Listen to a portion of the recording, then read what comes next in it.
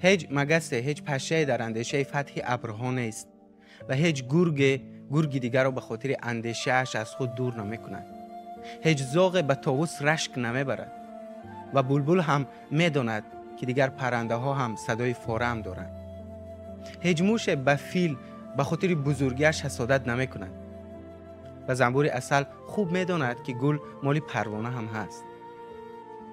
این ما آدم ها هستیم که همدیگر رو همیشه قضاوت میکنیم، به خاطر چیزی از همدیگر فاصله میگیریم. رشک، بخل، حسد، این همه فقط در ما آدم ها هست، در حالی که بهترین آفرینش یزدان ماییم. یاد از گفته های جان سنفورد میکنم که میگوید آدم ها از انسان ها تفاوت دارند. آدم ها زندگی میکنند، انسان ها زیبا زندگی میکنند. آدم ها میشنوند، انسان ها گوش میدهند. آدم ها میبینند، انسان ها عاشقانه نگاه میکنند. آدم ها در فکر خودشان هستند، انسان ها به دیگران هم فکر میکنند. آدم ها میخواهند شاد باشند، انسان ها میخواهند شاد کنند. آدم ها انتخاب کردند که آدم بمانند، انسان ها تغییر کردن را پذیرفتند تا انسان شدند.